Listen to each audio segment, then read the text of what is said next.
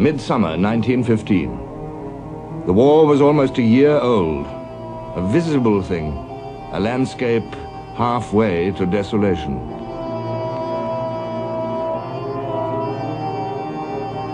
It stretched from the flats of Flanders, across the wide plains of northern France, to the mountains of the Vosges and the Swiss frontier. Then through Italy and across Serbia, along the edge of the Gallipoli Peninsula,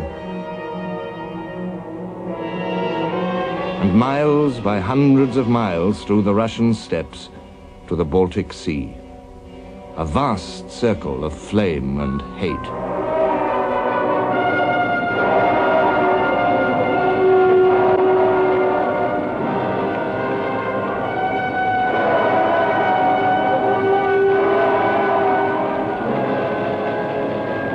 Wherever their armies marched, the Germans seemed to be triumphant. Together with the Austrians, they had summoned up pitiless energy to strike down their enemies in the east. The Battle of Golitsy Tarnov had begun in early May. On June the 3rd, the German and Austrian forces recaptured Przemysl. On the 22nd, they were back in Lemberg, fourth largest city of the Austro-Hungarian Empire, and scene of Russia's great victory in 1914. In 2 months, the combined German and Austrian armies had advanced 150 miles and had inflicted over 500,000 casualties on the Russians. It was a moment of triumph for the Central Powers.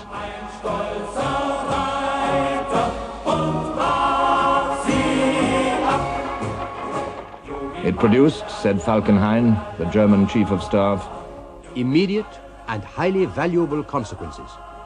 But enough had not yet been achieved. It was clear that any breaking off of the operations in the east was out of the question. The question was how to exploit the victory. And the answer was not hard to see. For now, the central Russian armies lay within a huge bulge around Warsaw. Falkenhayn planned to encircle them from south and north. The Russian soldiers fought with undiminished tenacity, and the bulk of them escaped the German pincers. It took the Germans 17 days to advance 25 miles to Lublin.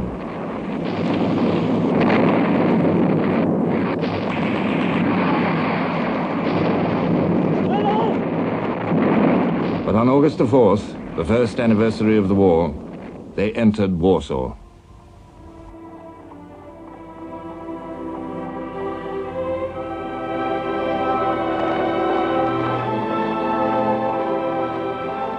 Russia's agony now began as the invaders swept forward.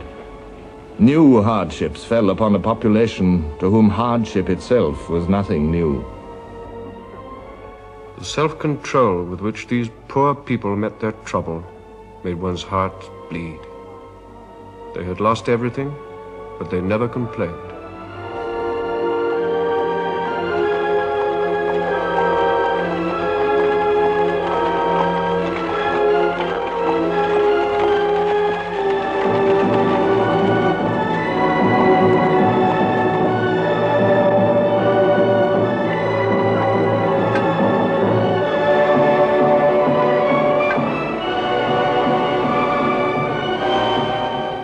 The plight of the Russian armies was little better.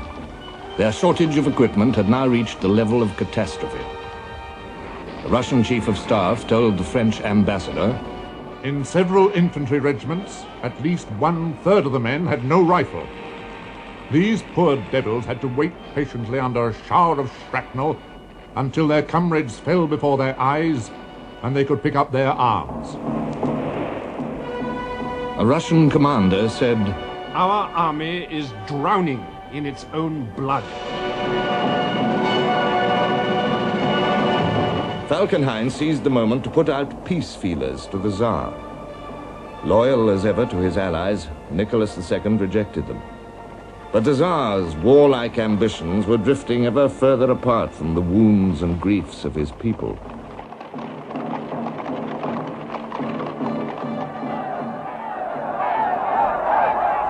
The French ambassador reported, "Disorders in Moscow have been particularly serious. The agitation assumed such a scale that it had become necessary to suppress it by force.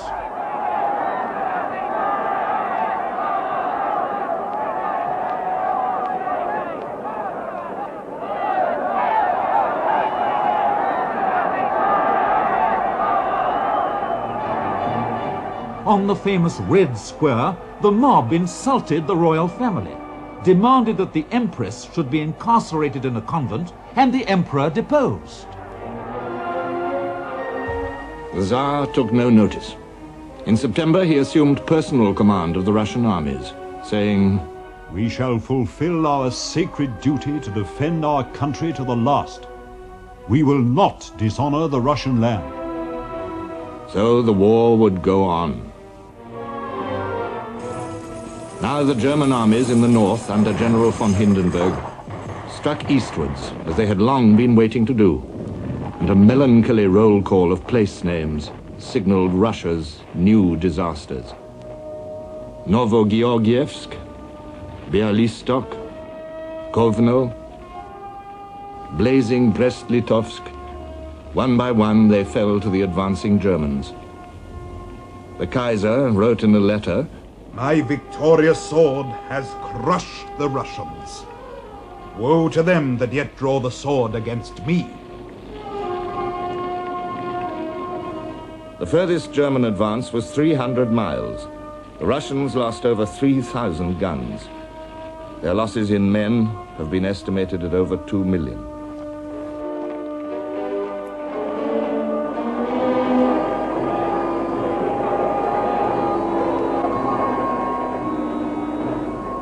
Even the inexhaustible manpower of the Russian Empire could not stand this rate of loss.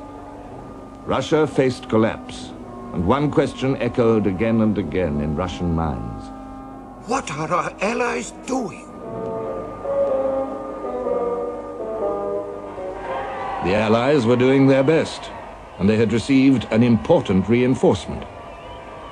On May the 23rd, when the Battle of Gorlice Tarnov was 3 weeks old, Italy declared war on Austria.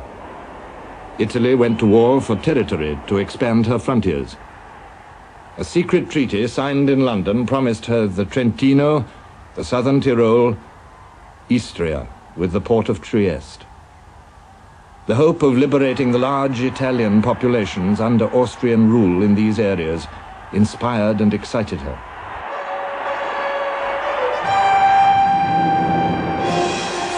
The Italian Prime Minister called this policy sacro egoismo, sacred egotism.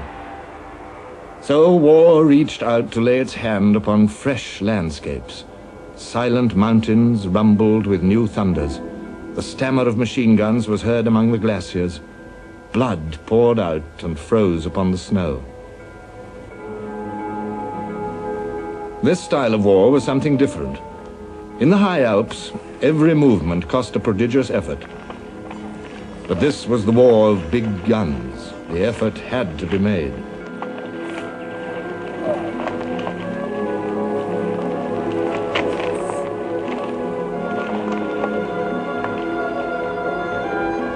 By marvels of patience, ingenuity, and sheer hard work, the Italians prepared their attacks.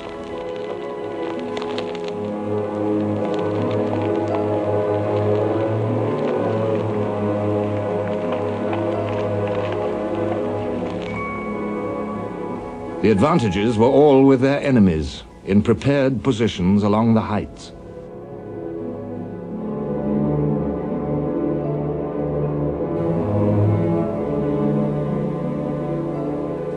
An Austrian officer said, "The scenery was really marvelous. Just imagine on top of a 6,000-foot mountain, something which tourists come from far away to see.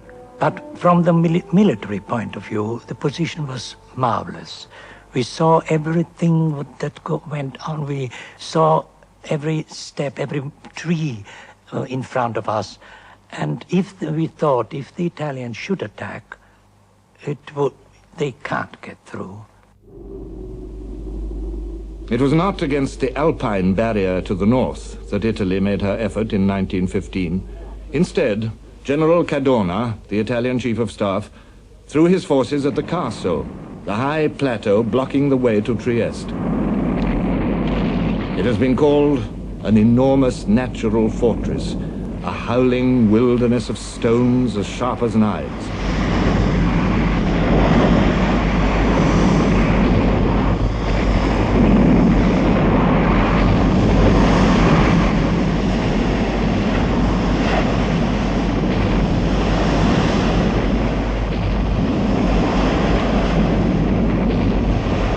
At the foot of the plateau ran the river Isonzo. 4 battles of the Isonzo were fought during the year. 4 times Cadorna sent his men over the river and up the gaunt, bare hillsides, where every shell burst flung out deadly fragments of stone as well as iron. The Austrians, heavily outnumbered, made full use of their advantages of ground.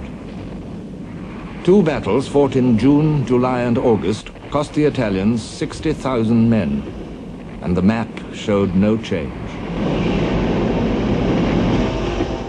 2 more battles in October, November, and December produced small dents in the Austrian line, but Italy lost another 117,000 men.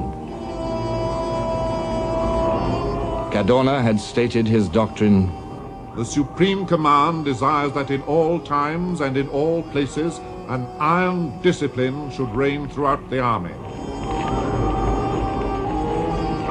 The iron discipline of war swiftly seized the Italian soldiers in a merciless grip, and their losses of 180,000 men had hardly advanced the Allied cause at all. In truth, the cause was not advancing.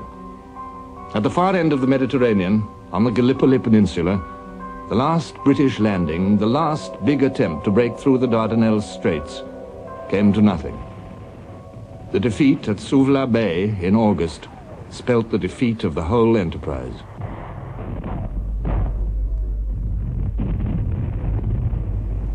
As the summer of 1915 wore away, it became clear that nothing that the Allies could do on minor fronts would avail to check Germany's run of victory.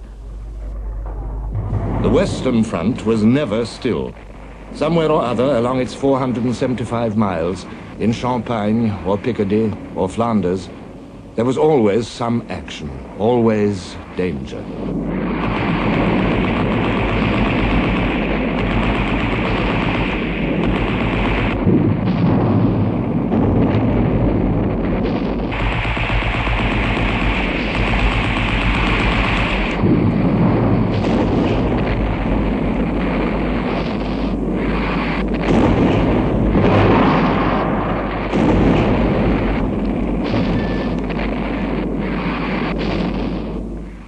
But between battles, if you were lucky, if you were in a quiet sector, life might not be too bad.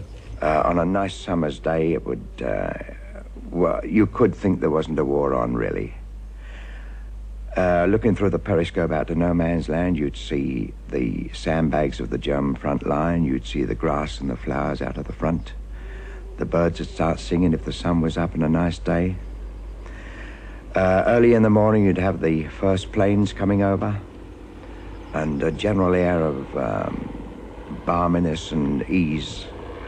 Breakfast would come up if there was going to be any. You'd settle down to a day of laziness in the sun, if you could. The lads would sit along the far step and talk and sing. Coming towards the evening, they'd get sentimental, talking about their homes.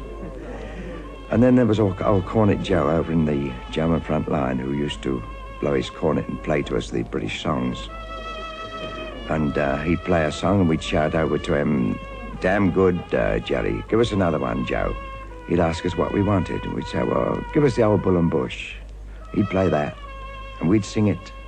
But during those summer months of 1915, you could forget that there was a war on. You really could. And it did happen sometimes. People would forget and get careless, and before you knew where you were, they'd have got a bullet through their head on the latrine or something like that.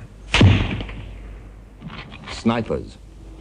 Even during quiet periods when there was no battle in progress, the British were losing some 300 killed, wounded, and missing every day.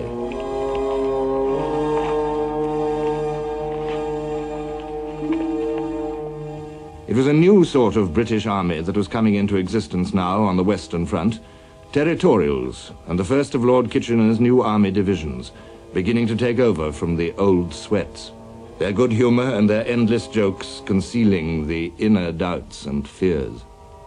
I think you're chiefly afraid, you know, of how you will behave when you really meet the worst things that war can produce.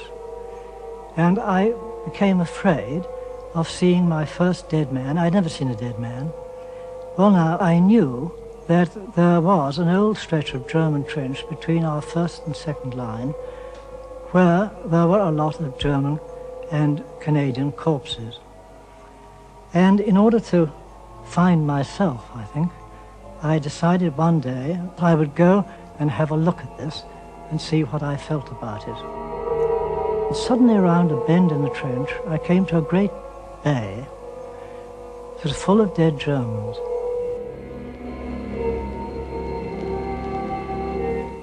But they weren't a bit horrible.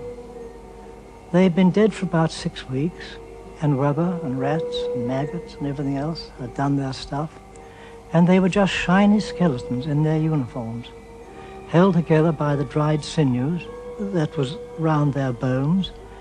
It was a most weird and extraordinary picture, and I was absolutely fascinated. The skull, you know, grins at you in a silly way. It laughs at you, and more or less said, "Fancy coming here all terrified of dead men. Look how silly we look." The meaning of war unfolded day by day, each day producing new enigmas. One thing was clear to anyone who thought about it. This war was not going in favor of the Allies. The important advantages won by the German armies in 1914 enabled them to call the tune in 1915. Everywhere they stood upon the soil of their enemies.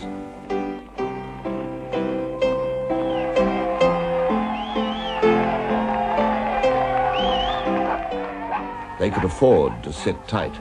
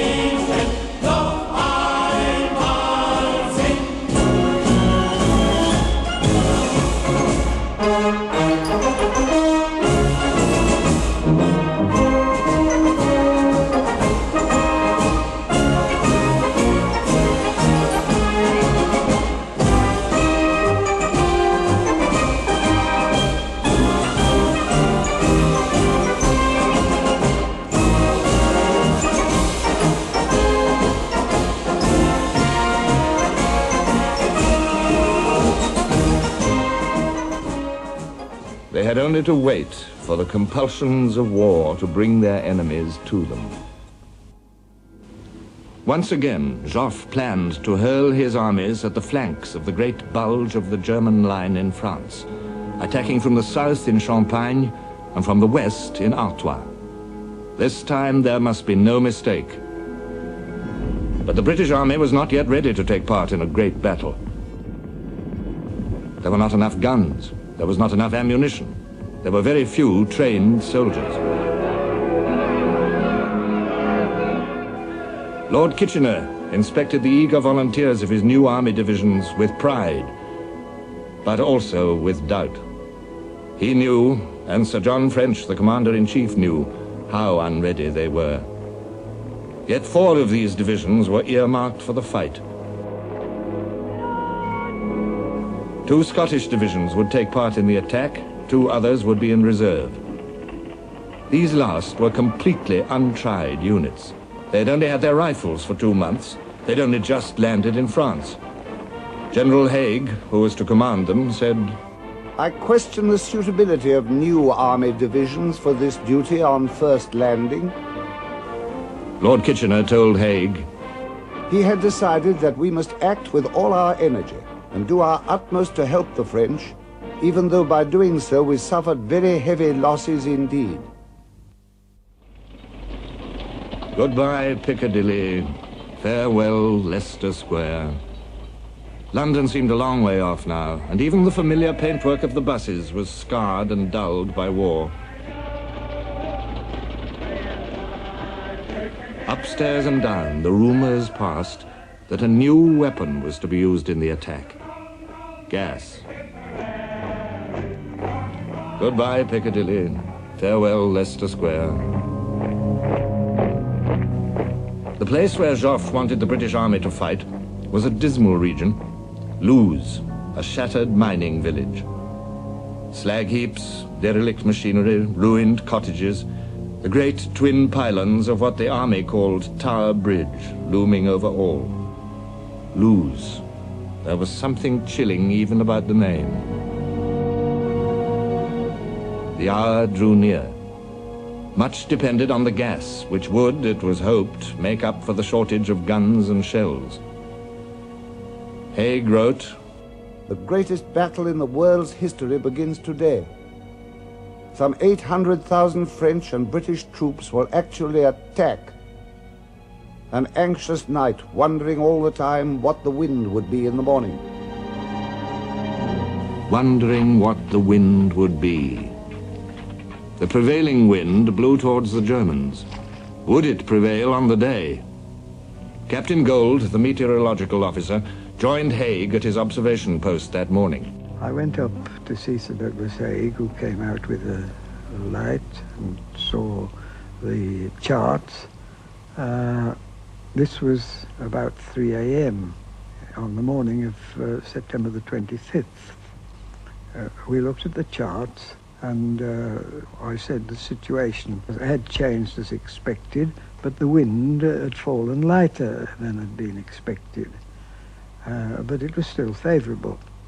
And Sir Douglas Haig asked me, well, now what do you advise? And I naturally demurred and said that I thought that my job was restricted to telling him what the conditions were expected. And he said, well, somebody's got to make the decision. And I said, well, in view of all the conditions, I think it should be as soon as possible. And so he then gave instructions for the attack to be just after 5 a.m.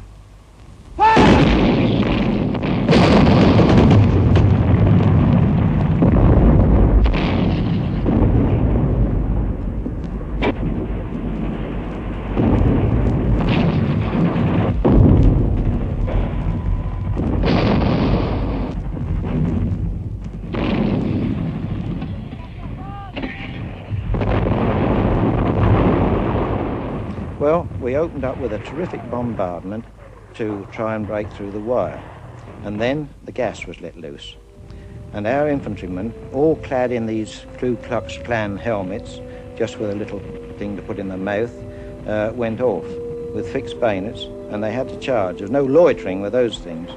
And what happened was that a lot of them thought that they were suffocating, and they pulled the helmets off.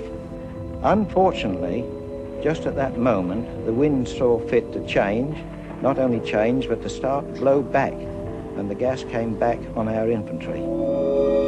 Where this happened, the attack was checked at once. But elsewhere, Londoners and Scottish troops of the new armies stormed through the village of Luz as far as the German second line.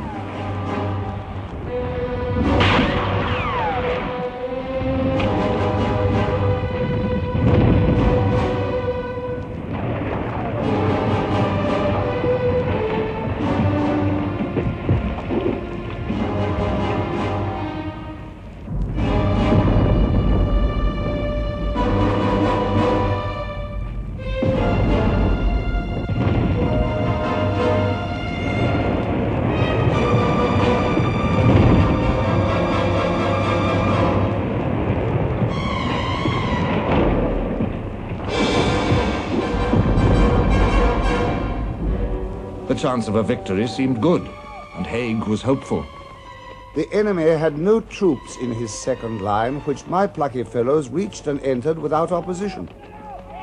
Prisoners state the enemy was so hard put to it for troops that the officers' servants, fatigue men, etc., were pushed forward to hold their second line. If there had been even one division in reserve close up, we could have walked right through.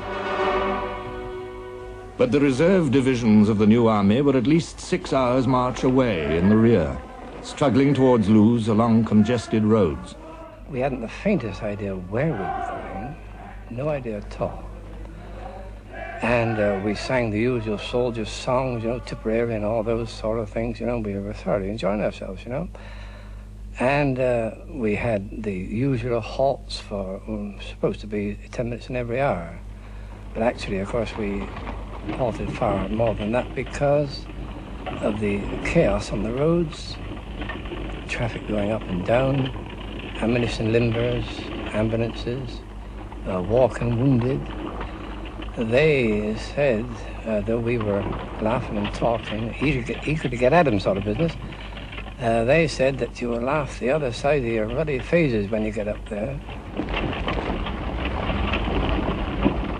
The next morning, these soldiers stumbled into their first battle, tired out, wet through, unfed, bewildered, against an enemy who had had time to draw breath, to bring up supports and throw up new barbed wire defenses.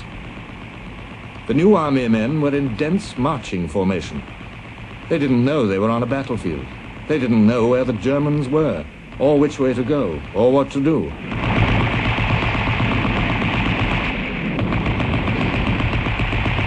After a while, the exhausted, stunned regiments wavered, broke, and fled. If you can imagine a flock of sheep lying down, sleeping in a field, they were as thick as that. Some of them were still alive, and they were crying out and begging for water and plucking at our legs as we went by. One hefty chap did grab me round both knees and held me. "Water, water," he said. But I was just going to take out the cork from my water bottle because I had a little left. But I was immediately hustled on by a man behind. "Get on," he said. "We're going to get lost in no man's land. Come on, get on." So it was a case where compassion had to give way to discipline. I had to break away from this man and run to catch up with the men in front. 60,000 British troops fell during the 3 weeks that the battle dragged on.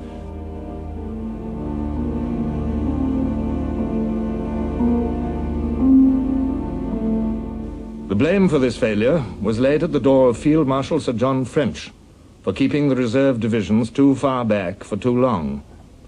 French was removed from his command, and in December his place was taken by General Sir Douglas Haig. This battle marked the end of a phase of Allied hopes, for neither in Artois, beside the British, nor in more distant Champagne had the French armies found their expected victory. Joffre's attack was the largest single effort of the French army since the opening months of the war. 18 divisions were assembled in Artois, 35 in Champagne, more than the whole BEF. The French were supremely confident. Joffre told his men, "You will carry all before you. In one bound, you will break through the enemy's defenses and reach his artillery. Give him neither rest nor pause until victory is gained. Forward with a good heart to free the soil of our fatherland, and in the name of justice and liberty."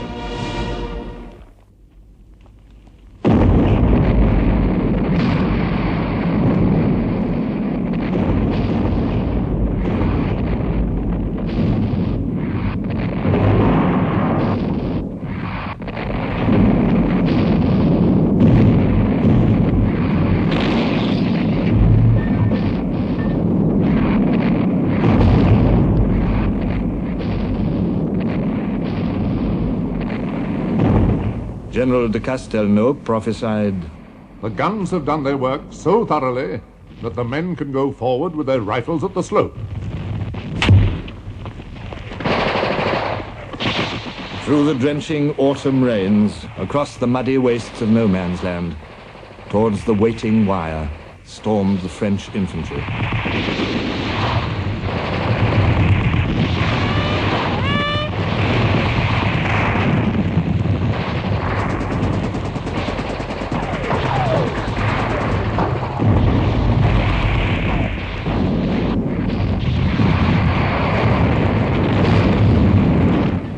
Once again, the wire and the machine guns were the masters.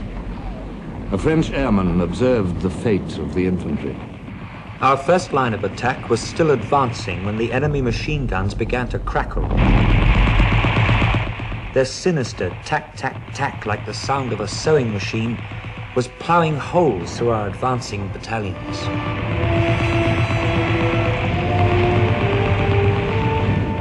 In Champagne, the deepest French advance was less than 2 miles. In Artois and Champagne together, the French lost nearly 200,000 men. General Joffre drew up a gloomy balance sheet.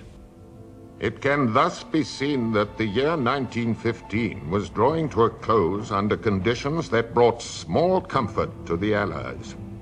Our armies had everywhere been either checked or beaten, and they needed to be reorganized before any new effort could be demanded of them. On the contrary, the enemy appeared to have succeeded in all his undertakings. The fall of the year drew on with yet another triumph for German arms.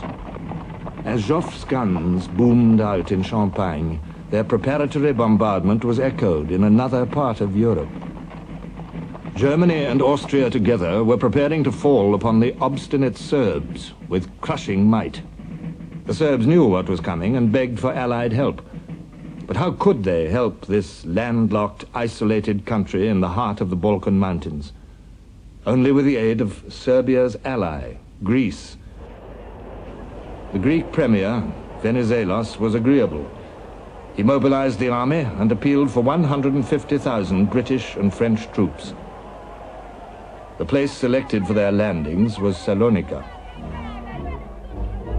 Salonika, a seedy cosmopolitan port at the head of the Aegean Sea, was chosen by the Allies because of its good harbor, because it was only 50 miles from the Serbian frontier, and because of its railway lines leading up country. The 1st French division landed on October the 5th.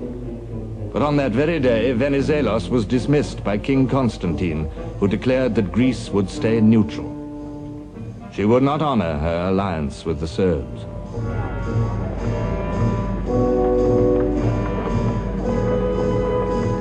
A British division, rushed from Gallipoli, followed the French. As the Allies came ashore, they looked around them with mixed and curious feelings. Their position was unenviable.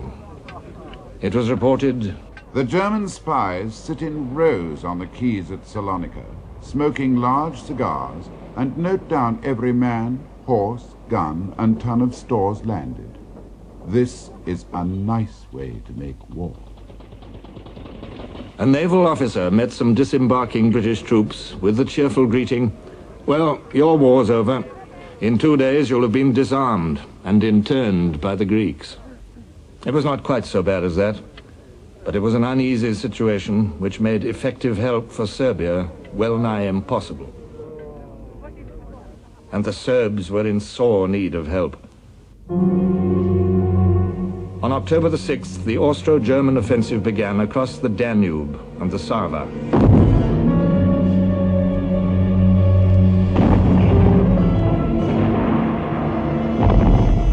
On October the 9th, they entered Belgrade, this time for good. 2 days later, without any declaration of war, the Bulgarians struck in at the flank of the Serbian armies from the east. Bulgaria was drawn into the war by greed for Serbian territory and by hatred born in the Balkan Wars.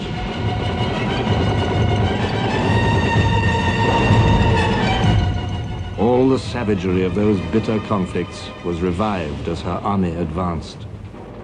No quarter was asked and none was given to soldier or peasant alike in this savage conflict, fraught with tribal hate.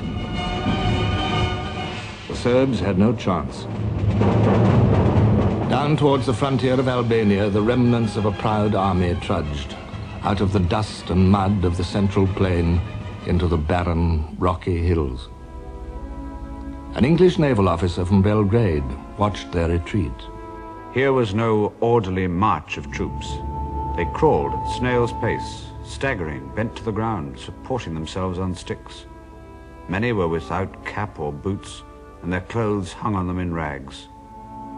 Some who were too weak to walk alone were helped along by friends. Many were dying of sheer hunger, exposure, fatigue, and the last stages of dysentery. Here and there was a huddled heap upon the ground, the body of some lad too weak to walk further, who'd turned aside to die. The haunting thing was that their faces were all exactly alike. Starvation had reduced them all to the same mask of pain. The Serbian retreat was more than the retreat of an army, it was the flight of a people.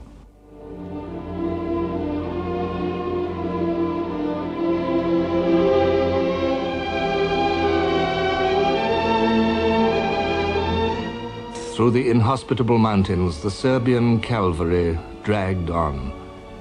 Oh, pray that your flight be not in winter. Seldom had Christ's words seemed more appropriate.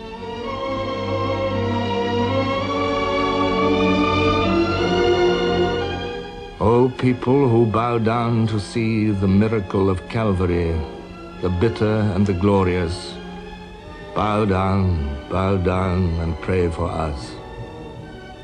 Sue for them and all of us who the world over suffer thus, who have scarce time for prayer indeed, who only march and die and bleed.